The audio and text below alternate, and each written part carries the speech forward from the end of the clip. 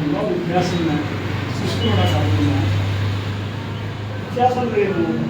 ನಮ್ಮ ಜೀವನದಾಗ, ನಮ್ಮ ಸಮಾಜದ ಪೂರ್ವಜರ ಜೀವನದಾಗ ಮಹಾಪುರುಷರು ತಥಾಗತ ಗೌತಮ ಬುದ್ಧರು, ಕಬೀರ ಮತ್ತು ರವಿದಾಸ್, ನಾಮದೇವ್, ತುಕಾರಾಮ್, ಆಮೇಲೆ ಜ್ಯೋತಿಬಾ ಫುಲೆಯವರು, ಶಾಹು ಮಹಾರಾಜರು, ಬಾಬಾ ಸಾಹೇಬ್ ಅಂಬೇಡ್ಕರ್ ಅವರು, ವಿ ರಾಮಸ್ವಾಮಿ ನಾಯ್ಕರ್ ಅವರು. ಈಗ ಮೊದಲಿಂದ ನಮ್ಮದೇ ಆದ ಬಹುಜನ ಸಮಾಜದ ಒಂದು ಹಿಸ್ಟ್ರಿ.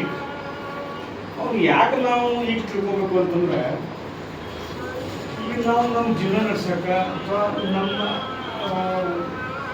ವ್ಯಕ್ತಿ ವಿಕಸನ ಅಂದರೆ ಪರ್ಸ್ನಾಲಿಟಿ ಡೆವಲಪ್ಮೆಂಟ್ಗೆ, ಆಮೇಲೆ ಈಗ ನಮ್ಮ ಮುಂದಿರೋ ಜನರ ಸಮಸ್ಯೆಗಳಿಗೆ ಪರಿಹಾರ ನಮ್ಮ ಪೂರ್ವಜರು ಅವಾಗನ ಕಂಡು ಅವ್ರ ಜೀವನದಾಗ ಕಂಡು.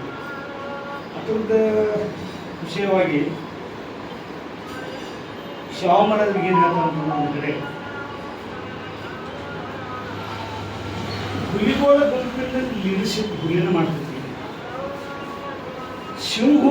ಸಿಂಹಗಳ ಗುಂಪಿನ ಲೀಡರ್ಶಿಪ್ ಸಿಂಹ ಮಾಡ್ತೀವಿ. ಮಿರಿಗೋಳ ಗುಂಪಿನ ಲೀಡರ್ಶಿಪ್ ಮಿರಿನ ಮಾಡ್ತಿರ್ತೀವಿ. ಹಂಗೆ ಬ್ರಾಹ್ಮಣೇತರ ಏನು ಗುಂಪೈತಿ ಅದು ಲೀಡರ್ಶಿಪ್ ಬ್ರಾಹ್ಮಣೇತರನ ಮಾಡ್ಬೇಕಂತ. ಹೆಂಗೆ ಹುಲಿಗೋಳ ಗುಂಪಿನ ಲೀಡರ್ಶಿಪ್ ಹುಲಿನ ಮಾಡ್ತೀವಿ, ಸಿಂಹಗಳ ಗುಂಪಿನ ಲೀಡರ್ಶಿಪ್ ಸಿಂಹ ಮಾಡ್ತೀವಿ, ಮತ್ತು ಬ್ರಾಹ್ಮಣೇತರ ಏನು ಗುಂಪೈತಿ ಇದು ಲೀಡರ್ಶಿಪ್ಪು ಬ್ರಾಹ್ಮಣೇತರ ಜನನ ಮಾಡ್ಬೇಕಂತ ಅವ್ರು ಯಾಕೆ ಹಿಂಗೆ ಹೇಳ್ತಾರೆ ಅಂದ್ರೆ, ಛತ್ರಪತಿ ಶಾಹು ಮಹಾರಾಜರು ಭೋಸ್ಲೆ ನಂತರಕ ಡಾಕ್ಟರ್ ಬೋಸ್ ಸಂದರ್ಭದಾಗ 1994 ಇಸ್ವಿಯೊಳಗೆ ಹೋಗಿ ರಾಜ್ಯ ಪಟ್ಟಾಭಿಷೇಕ ಆಗುವಂಥ ಸಂದರ್ಭಗಳಿಗೆ ಬಂದಿದ್ವಿ.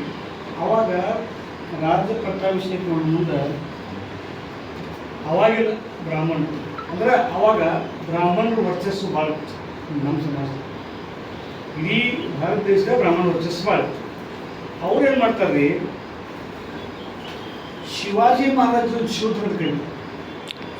ಶೂದ್ರ ಅಂತೇಳಿ ಕರೆದು ಕಾಶ್ಮೀರದ ಯಾವುದೋ ಒಬ್ಬ ಜಾಗ ಬಗ್ಗೆ ಕರ್ಕೊಂಡ್ಬಂದು ಅವನ ಕಡೆಯಿಂದ ಅವರು ಎಡಗಾಲ ಹೆಬ್ಬಟ್ಲೆ ಶಿವಾಜಿ ಮಹಾರಾಜರ ಗಾದ ತಿಲಕ ಹಚ್ಚಿ ಅವ್ರದ್ದು ಪಟ್ಟಾಭಿಷೇಕ ಮಾಡ್ತಾರಂತೆ ಬ್ರಾಹ್ಮಣರು.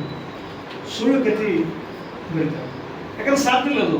ಅಂಥ ಮಹಾಶೂರ್ವೀರ್ ಶಿವಾಜಿ ಮಹಾರಾಜ ಹನಿಗೆ ಒಬ್ಬ ಬ್ರಾಹ್ಮಣ ಇದ್ದವ ತನ್ನ ಎಡಗಾಲಿನಿಂದ ರಾಜ ತಿಲಕ ಮಾಡ್ತಾನೆ ಅನ್ನೋದು ಎಲ್ಲೂ ನಂಬಕ್ಕೆ ಸಾಧ್ಯ ಇಲ್ಲ. ಅಂಥ ಒಂದು ಕಥೆ ಕಟ್ತಾರೋ ಅದೇ ಥರ ಇವ್ರಿಗೂ ಏನು ಮಾಡ್ತಾರೆ, ಪುರಾಣೋಕ್ತ ಮಂತ್ರಗಳಿಂದ ಇವ್ರದ್ದು ಪಟ್ಟಾಭಿಷೇಕ ಮಾಡ್ತಾರೆ. ಅಂದ್ರೆ ಅವ್ರದ್ದು ಏನಿರುತ್ತೆ ಅಂದ್ರೆ, ಯಾರು ಬ್ರಾಹ್ಮಣರು ಇರ್ತಾರೋ ಅವರಿಗೆ ವೇದೋಪಚಾರಗಳ ಮಂತ್ರದಿಂದ ಪಟ್ಟಾಭಿಷೇಕ ಮಾಡ್ತಿರ್ತಾರೆ. ಯಾರು ಬ್ರಾಹ್ಮಣೇತರ ಇರ್ತಾರೋ ಅವ್ರದ್ದು ಪುರಾಣಗಿರೋ ಮಂತ್ರಗಳಿಂದ ಪಟ್ಟಾಭಿಷೇಕ ಮಾಡ್ತಾರೆ. ಇಲ್ಲಿ ಪುರಾಣ ಅಂತ ಬಂದಾಗ ಇಂಡಿಯನ್ ಪುರಾಣ ಹೇಳ್ತಿಬಿಡೋ ನಾವೆಲ್ಲ ಮಾತಾಡ್ತೇವೆ. ಪುರಾಣ ಅಂದ್ರೆ ಏನದು? ಇಂಡಿಯನ್ ಪುರಾಣ ಹೇಳ್ತಿಬಿಡೋ ಅಂತ ನಾವು ಮಾತಾಡ್ತೇವೆ. ಪುರಾಣ ಅಂದ್ರೆ ಏನು? ಮಿಂತದು, ಕಟ್ಟು ಕತೆ. ಅದಕ್ಕೆಲ್ಲೂ ಆಧಾರ ಇಲ್ಲ, ಅಸ್ತಿತ್ವ ಇಲ್ಲ. ಹೀಗಾಗಿ ನೀವು ನನಗೆ ಆಧಾರ ಇಲ್ಲದ ಇದ್ರ ಮಂತ್ರ ಹೇಳಿ ಇದು ಮಾಡ್ತೀರಿ ಅಂಥೇಳಿ ಅವ್ರ ಮೇಲೆ ಶಾಹು ಮಹಾರಾಜರು ಕೇಸ್ ಹಾಕ್ತಾರೆ. ಏನು ಕೇಸ್ ಹಾಕ್ತಾರೆ? ವೇದೋಕ್ತ ಪರಿಸ್ಥಿತಿ ಅಂತ ಒಂದು ಕೇಸ್ ಹಾಕ್ತಾರೆ. ಅದ್ರ ಶಾಹು ಮಹಾರಾಜರು ಗೆಲ್ತಾರೆ.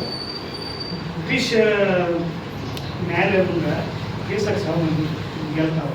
ಅಲ್ಲಿಂದ ಅವ್ರದ್ದು ಶಾಹು ಮಹಾರಾಜರು ಹೋರಾಡ್ತಾರೆ. ಯಾಕಂದರೆ ಈ ಶಾಹು ಮಹಾರಾಜರು ಹೋರಾಟ ಮಾಡ್ಬೇಕಂದ್ರೆ ಅವ್ರಿಗೆ ಪ್ರೇರಣೆ ಜ್ಯೋತಿಬಾ ಫುಲೆಯವರು. ಜ್ಯೋತಿಬಾ ಫುಲೆಯವರು ಮಾತು ಹೇಳ್ತಾರೆ, ವಿದ್ಯೆವಿನ ಮತಿಗೇಲಿ, ಮತಿವಿನ ಗತಿಗೇಲಿ, ಗತಿವಿನ ನೀತಿಗೇಲಿ, ನೀತಿವಿನ ವಿತ್ತಿಗೇಲಿ, ವಿತ್ತುವಿನ ಶೂದ್ರ ಕಚಲೆ ಅಂತ ಹೇಳ್ತಾರೆ.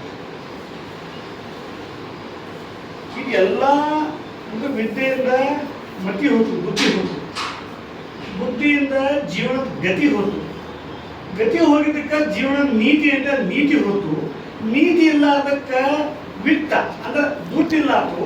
ಇದೆಲ್ಲದಕ್ಕೂ ಕಾರಣ ಅಂದ್ರೆ ಅಜ್ಞಾನ. ಜೊತೆ ಹೇಳ್ತಾರೆ, ವಿದ್ಯೆವಿನ ಮತಿಗೇಲಿ, ಮತಿವಿನ ಗತಿಗೇಲಿ, ಗತಿವಿನ ನೀತಿಗೇಲಿ, ನೀತಿವಿನ ಮಿತ್ತಿಗೇಲಿ, ವಿಘ್ನ ಶೂದ್ರ ಕಚ್ಚಲಿ ಅಂತ ಹೇಳ್ತಾರೆ. ಇಷ್ಟೆಲ್ಲ ಇದು ಆಗಕ್ಕೆ ಅವಿದ್ಯೆನ ಕಾರಣ ಅಂತ.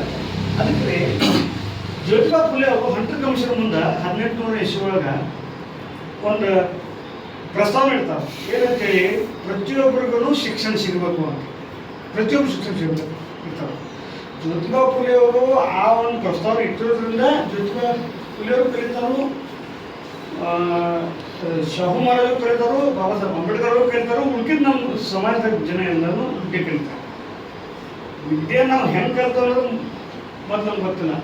ಬಾಬಾ ಸಾಹೇಬ್ ಅಂಬೇಡ್ಕರ್ ಬರೋರು, ಸಂವಿಧಾನ ಬರೋದು ಓಕೆ, ಬಟ್ ಸಂವಿಧಾನದಾಗ ಬರ್ತಿದ್ದು ಮತ್ತು ಅದ್ರ ಹಿಂದಿನ ಬ್ಯಾಕ್ಗ್ರೌಂಡ್ ನಾವು ಹಾಕೊಂಡು ಹಂಟರ್ ಕಮಿಷನ್ ಮುಂದೆ ಈ ಒಂದು ವೇಳೆ ಜ್ಯೋತಿಬಾ ಫುಲೆ ಅವರು ಅದು ಪ್ರಸ್ತಾವ ಇಡ್ತಿದ್ರು ಅಂದ್ರೆ ಬ್ರಿಟಿಷರು ನಮ್ಗೆ ವಿದ್ಯೆ ಕೊಡ್ತಿರ್ಲಿಲ್ಲ. ಯಾಕಂದ್ರೆ ಆ ಕಾಲದಾಗ ವಿದ್ಯೆ ಓನ್ಲಿ ಬ್ರಾಹ್ಮಣರ ಸ್ವತ್ತಾಗಿತ್ತು. ಉಳ್ಕಿದ್ದ ಅಸ್ಪೃಶ್ಯರಾಗಲಿ ಶೂದ್ರ ಅತಿಶೂದ್ರಾಗಲಿ ಯಾರಿಗೂ ವಿದ್ಯೆ ಕೊಡುವಂಥ ಇದ್ದು. ಅದಕ್ಕೆ ಈ ಒಂದು ಸಂದರ್ಭದಾಗಲಿ ಶಾಹು ಮಹಾರಾಜರು ಪ್ರತಿಯೊಬ್ಬರಿಗೂ compulsory education, free education start ಮಾಡ್ತಾರೆ. ಯಾಕೆ ಮಾಡ್ತಾರೆ ಅವರು? ನಮ್ಮ ಈ ಭಾರತೀಯ ಸಮಾಜದಾಗ ಎಲ್ಲ ರಂಗದಾಗೂ ಬ್ರಾಹ್ಮಣರ ವರ್ಚಸ್ಸು ಇರ್ತದೆ. ಉದಾಹರಣೆಗೆ ಎಜುಕೇಷನ್ ರಂಗದಾಗ, ರಾಜಕೀಯ ರಂಗದಾಗ, ಸಾಮಾಜಿಕ ರಂಗದಾಗ, ರಿಲಿಜಿಯಸ್ ರಂಗದಾಗ ಇವೆಲ್ಲ ಇದ್ರಾಗೂ ಅವ್ರದ್ದು ವರ್ಚಸ್ಸು ಹೆಚ್ಚಾಗಿರ್ತೈತಿ.